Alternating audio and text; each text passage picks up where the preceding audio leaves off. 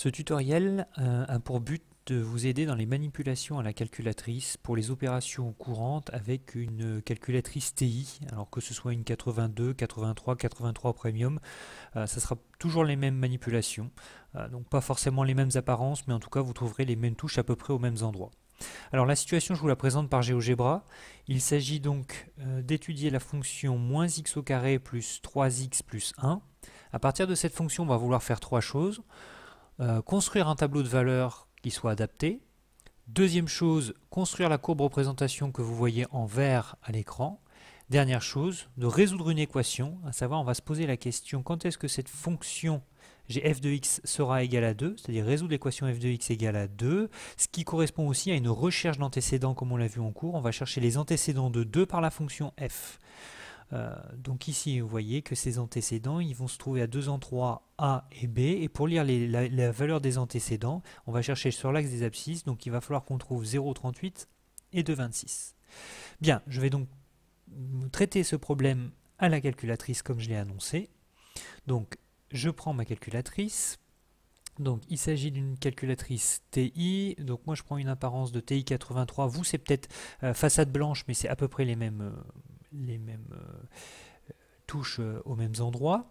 Donc dans un premier temps je vais rentrer ma fonction, donc comme on l'a dit il s'agit de la fonction moins x au carré plus 3x plus 1, donc allons-y, y égale, excusez-moi c'est le même problème que d'habitude quand on est en classe, il faut la recharger de temps en temps pour des raisons que j'ignore.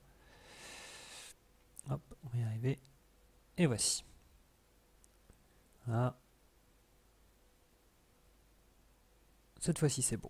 Y. La touche Y égale en haut à gauche. On vous a cet écran-là. Il s'agit de tracer directement la fonction, le tableau de valeurs. Donc, moins x au carré. Donc, soit la touche carré, soit la touche chapeau chinois 2.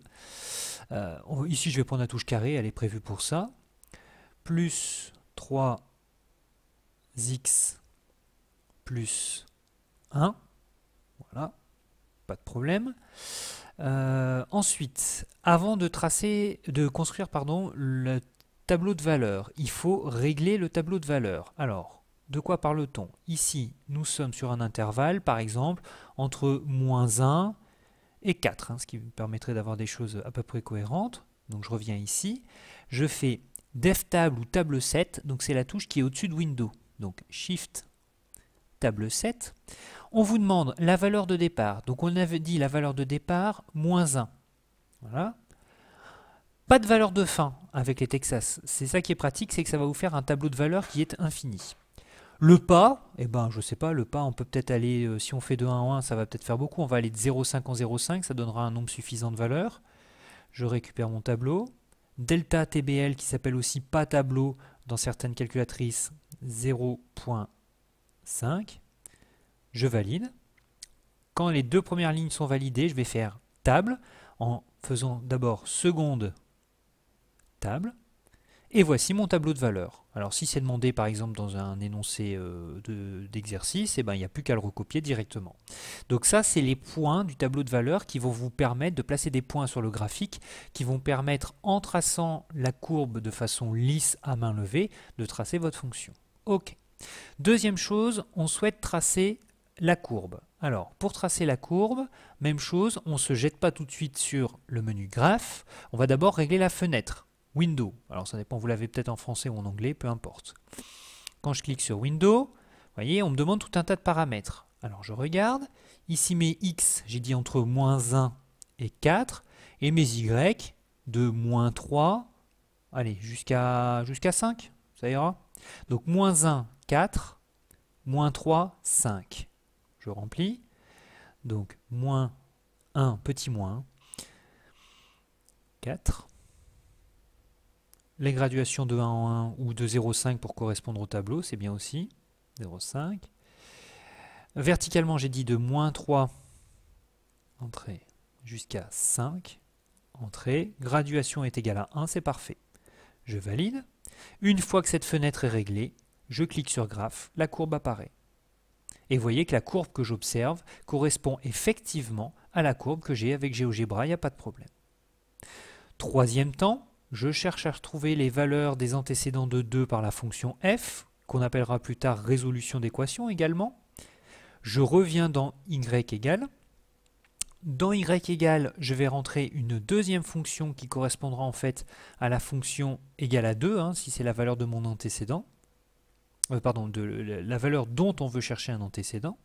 Je clique sur 2, je valide. Je garde la même fenêtre, je ne change rien. Je trace les graphes. On a la courbe précédente et je rajoute cette droite horizontale. Maintenant, ce qui m'intéresse, c'est d'avoir les valeurs des abscisses des points d'intersection ici et ici. Je vais donc aller dans le menu calque. Même chose, il faut faire seconde calque. Un menu qui s'appelle intersection. Je vais aller trop loin. Ah, excusez-moi, petit problème technique. Pourquoi est-ce que... Voilà, problème réglé. Je valide intersection. Alors, on me demande première courbe. Oui, c'est effectivement celle-là. Je valide. On me demande deuxième courbe. Et bien en fait, cette courbe, c'est la droite horizontale. Ok, je valide. Guess ou alors peut-être point départ sur certaines calculatrices. En gros, ça demande de se mettre pas trop loin de la valeur qu'on cherche. Donc pas trop loin de la valeur qu'on cherche, pour nous, ça serait ici. Vous allez voir qu'intuitivement, la calculatrice va comprendre qu'il s'agit de ce point-là. Je valide. Le calcul se fait. On a un point d'intersection ici, son abscisse 0,38. Regardez ici, 0,38, c'est bon. Maintenant, je vais chercher même chose de l'autre côté. Je repasse par calque. Encore une fois, le menu d'intersection. La première courbe, bon, on va prendre celle-là. Hein. Enfin, vous mettez où vous voulez sur la courbe, hein, ça n'a aucune importance. Là, je me remets là, histoire d'avoir comme tout à l'heure. La deuxième courbe, c'est celle-là. Le point proche du point de départ, bah, je vais aller à droite, là. Je vais aller chercher de ce côté-là. Et la courbe va comprendre que je veux me rapprocher du point qui est ici. Je valide. Le calcul se fait. Un point d'intersection ici. Et une abscisse de 2,618, à peu près 2,62, 2,62 ici. Ok. Donc on a bien répondu à toutes les questions, à savoir le menu table pour avoir le tableau en passant d'abord par table 7, puis pour tracer le graphe, d'abord la fenêtre ou bien window qui permet de régler la fenêtre et ensuite de tracer le graphe. Et enfin, pour exploiter le graphe, pour faire des lectures graphiques ou bien pour faire des recherches d'antécédents, je passe par le menu calque, puis le menu intersection. Voilà, bon courage pour vous entraîner.